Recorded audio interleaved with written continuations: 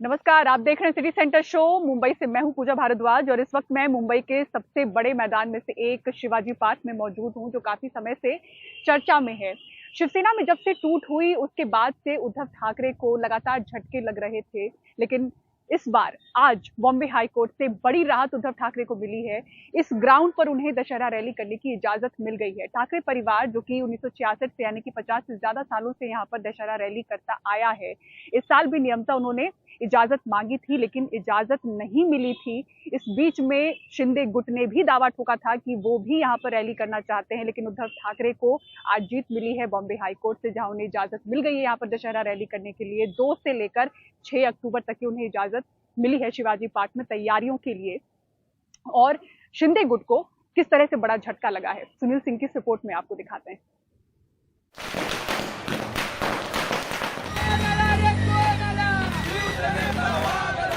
शिवसेना के लिए खुशखबरी।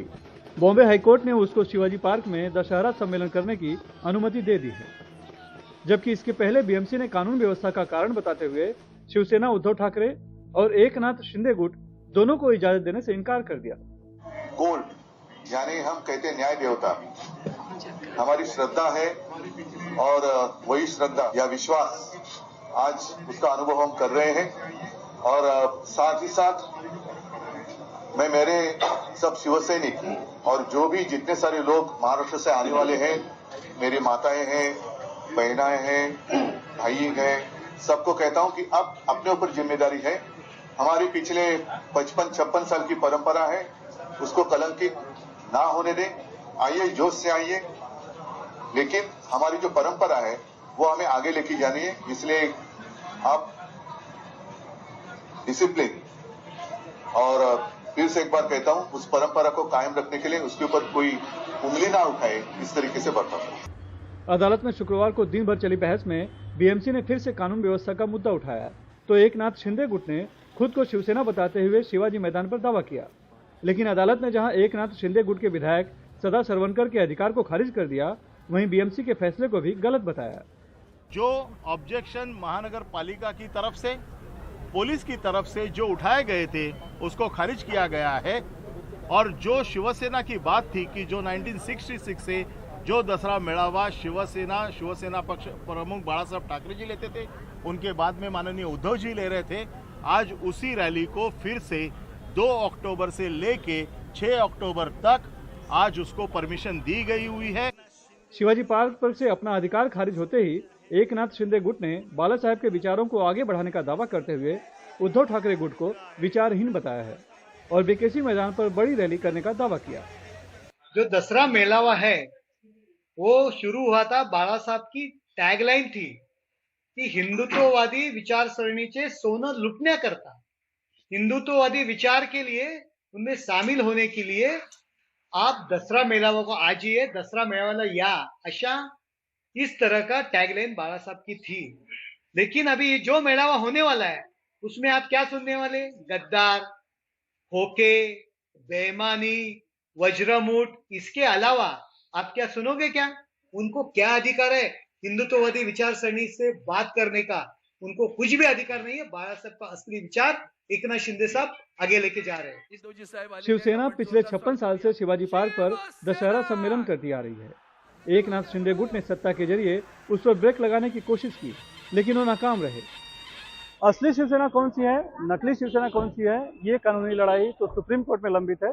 लेकिन शिवाजी पार्क में दशहरा रैली को लेकर बॉम्बे हाईकोर्ट के आए आज के फैसले से शिवसेना और बाला साहब ठाकरे की विरासत पर उद्धव ठाकरे गुट के दावे को मजबूत आधार जरूर मिला है। मुंबई से कैमरामैन प्रवीण रोहित से सुनील सिंह, एनडीटीवी इंडिया के लिए। और भाई, ये बात करते हैं कर्नाटक की। बीजेपी की बम्बई सरकार पर हमला करते हुए कांग्रेस ने पे सीएम 40% कमीशन पोस्टर वॉर जो छेड़ा था, वो थमने का नाम नहीं ले रहा है। कांग्रेस के नेता जगह जगह जब चिपकाने से पहुंचे तो खुली चुनौती भी दी कि हिम्मत है तो रोक कर दिखाइए। निहाल किदवई की रिपोर्ट में आपको दिखाते हैं पूरा विवाद कहां तक पहुंचा है। बेंगलुरु के रेस कोर्स रोड पर अफरा तफरी। पुलिस इस कोशिश में थी कि किसी भी तरह कांग्रेस नेताओं को पोस्टर्स लगाने से रोका जाए और कांग्रेस के नेता पोस्टर लगाने को बेताब दिखे।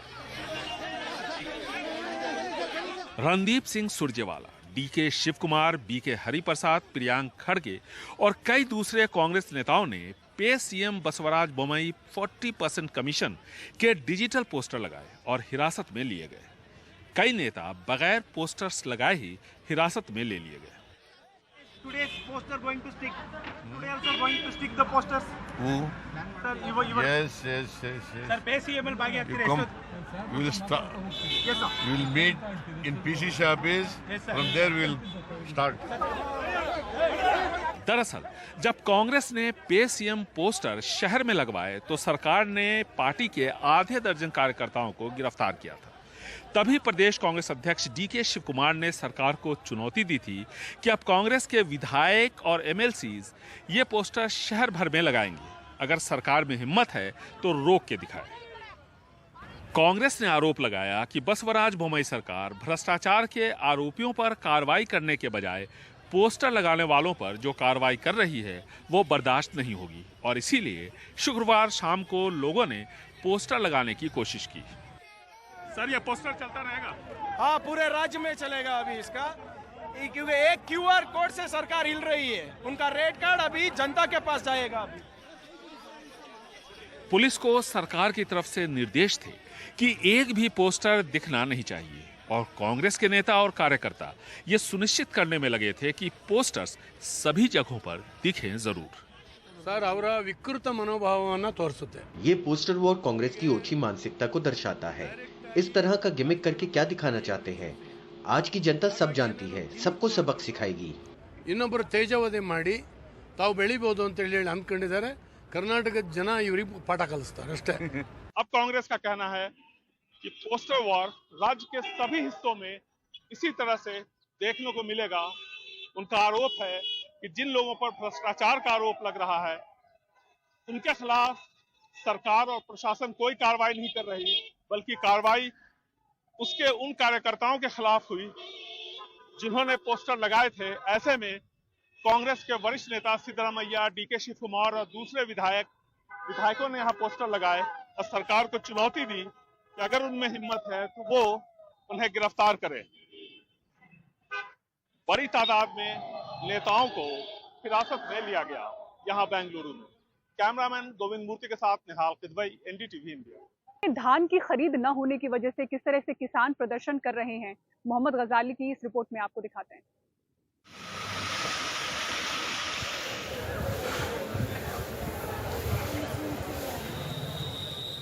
मंडियों में धान है, सड़क पर आढ़ती और किसान हैं।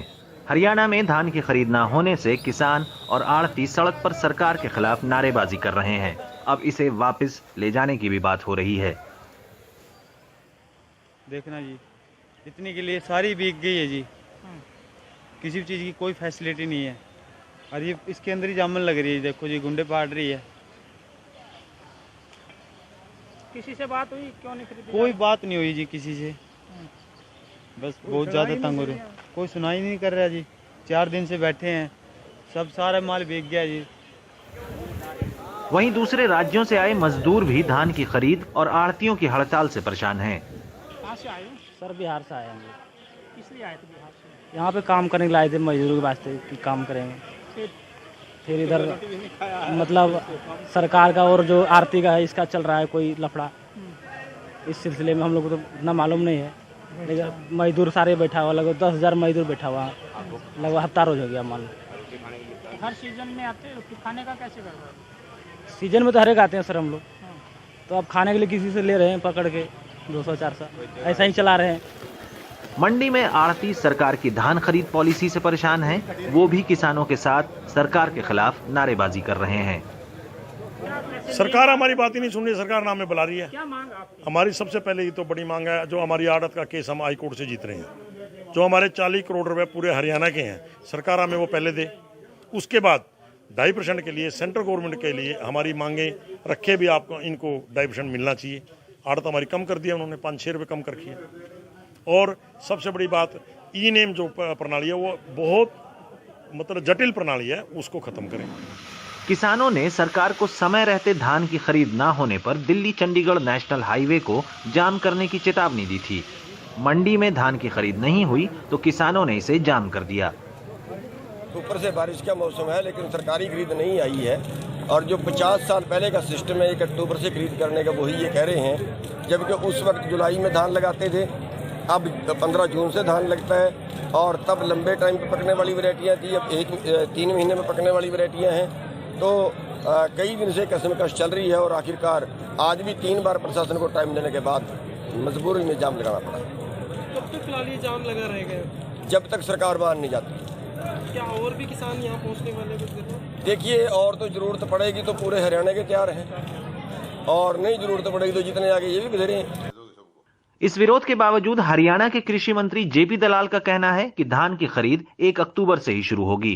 बेमौसमी बारिश से किसान परेशान है, हम भी परेशान हैं, और दुर्भाग्य से ये पिछले कई बार इस मंडी के टाइम में बारिश हो जाती है, तो लेकिन 2-4 दिन वेट करना पड़ेगा। किसान की जो है सारा परचेज जो है 1 तारीख से हम करेंगे, सीधे खाते में उनको पैसा देंगे। बेमौसम बरसात हो या सरकारी नीति, हर साल किसानों को सड़क पर आके अपनी मांगों के लिए प्रदर्शन करना पड़ता है। वहीं सरकार को यह सुनिश्चित करना चाहिए कि 6 महीने मेहनत करने वाला किसान मायूस होकर मंडियों से न लौटे। कैथल से सुनील रवीश के साथ चंडीगढ़ से मोहम्मद गजाली, एनडीटीवी इंडिया। दिल्ली एनसीआर में बारिश ने किस तरह से किया बुरा हाल, तस्वीरों के जरिए पूरी खबर एक ब्रेक के बाद देखते रहिए सिटी सेंटर शो।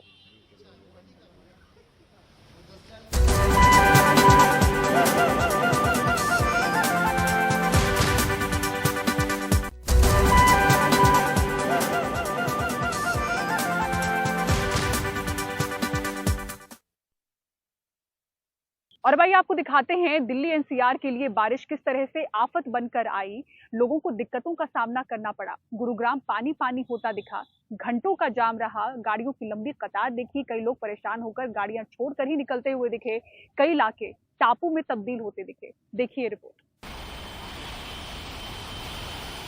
गुरुवार दोपहर बाद से ही गुरुग्राम आने जाने लायक नहीं बचा।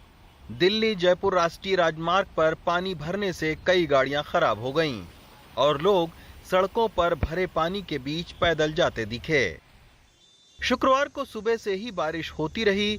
नरसिंहपुर जैसे इलाके में जलभराव के चलते कई लोग अपनी लाखों की गाड़ियों को इस तरह सड़कों पर छोड़कर पैदल अपने घर चले गए। कल यहाँ पर तकरीबन 4 से 5 फीट जो पानी है वो भरा हुआ था। ये आप देखिए लाखों रुपए की जो गाड़ी है वो कल रात को कोई छोड़कर चला गया, क्योंकि ये गाड़ी जो है वो इस पानी में, इस जल भराव में फंस गई थी। और आप देखिए कि अभी तक इसका कोई मालिक नहीं आया है कि आखिर ये गाड़ी जो है वो किसकी है। अभी नेशनल हाईवे की तरफ से जो है वो क्रेन मंगवाई गई है। ये आप देखिए पीछे क्रेन खड़ी हुई है, तो इस क्रेन के जरिए इसको यहाँ से हटाने की कोशिश की गई, लेकिन ये हट नहीं पाई। बारिश की वजह से गुरुग्राम प्रशासन ने स्कूल बंद कर दिए और कंपनियों ने अपने कर्मचारियों को घर से काम करने की हिदायत दे दी। लेकिन सवाल ये उठता है कि बारिश से पहले नालों की सफाई से लेकर वाटर हार्वेस्टिंग पर लगाए गए करोड़ों रुपए पानी की तरह बहते रहेंगे और लोग परेशान होते रहेंगे। बाहर रोड से लाके यहाँ पानी गिरा गया है। मैंने उन्हें बोला भी है कि आप क्यों गिर के जा रहे, कि वहाँ से कह रहे हैं कि हम क्या करें, हमें वहाँ से बोला गया है निकल जाएगा। या मैंने उनको बोला भी है, मैं आप क्यों डाल रहे हो यहाँ, पर बिना सुन के वो सीधा चले गए हैं। ये पाइप लगे हुए हैं के नहीं है। 3 महीने से पाइप काम चल रहा है, कुछ नहीं। 3-3.5 में सब पता नहीं क्या कर रहे हैं क्या नहीं कर रहे, कुछ समझ नहीं आ रहा हमें। 3 महीने से काम चल रहा है, पक्का 3 महीने से 100%। 3 नहीं होगा तो 2 तो होगा ही होगा। जून से लगा है आप फिर भी कम मान के चलो, कोई नहीं होता ना सर। ये तो सीवर के पानी है सारे, ये सारे सीवर के पानी है उफान पे। दिल्ली गुरुग्राम एक्सप्रेसवे इस्लामपुर और नरसिंहपुर जैसे इलाके ही नहीं, बल्कि गुरुग्राम के पॉश इलाके सेक्टर 5 के हालात देखने के लिए हम उस ओर बढ़े। यहाँ जल जमाव के चलते सड़कें धंस गईं और ये पूरा इलाका टापू की तरह नजर आया। बच्चों से लेकर बुजुर्ग तक बीते 24 घंटे अपने घरों में ही कैद होकर रह गए। यहाँ बारिश के चलते बिजली भी कई घरों की गुल रही। घर में लाइट नहीं है, रोशनी नहीं है, पीने का पानी है वो टाइम से नहीं आ रहा, पानी की सप्लाई है वो टाइम से नहीं आ पा रही है। और गली में जो हाल अभी देख रहे हैं, इन केस ऑफ इमरजेंसी किसी को हॉस्पिटल जाना पड़ जाए, वो इस कंडीशन में कैसे जाएगा? कार से कि हम पैदल भी नहीं आ सकते। कल अपने बच्चों को स्कूल से लेके आए हैं, वो गिरते गिरते बच्चे हैं, बिल्कुल उनके सारे कपड़े गंदे हो गए हैं। बस हमें ही पता है, ना हम उनको कहीं लेके जा सकते हैं, ना कहीं हम बाहर से आ सकते हैं। दूध लाने के लिए जब मैं सुबह गया तो बड़ी मुश्किल से मैं दूध लेके आया हूँ, क्योंकि बच्चों के लिए दूध लाना जरूरी होता है। गुरुग्राम ही नहीं, दिल्ली, नोएडा और गाजियाबाद के भी तमाम इलाकों में पानी भरने से ट्रैफिक जाम में लोग घंटों परेशान रहे और स्कूल कॉलेज बंद कर दिए गए। एक अच्छी बारिश ने मिलेनियम सिटी के चमकदार इमारतें और शानदार सड़कों की पोल खोल कर रख दी। बारिश के बाद लोग परेशान होते हैं और प्रशासन हर बार अच्छी व्यवस्था देने का वायदा करती है, लेकिन हर बार अच्छी बारिश यहाँ के बाशिंदों के लिए जी का जंजाल साबित होती है। गुरुग्राम से जेवियर के साथ रवीश रंजन शुक्ला, एनडीटीवी इंडिया। और सिटी सेंटर शो में फिलहाल इतना ही। मुंबई के शिवाजी पार्क से पूरी टीम को दीजिए इजाजत। खबरों के लिए देखते रहें एनडीटीवी इंडिया। नमस्कार।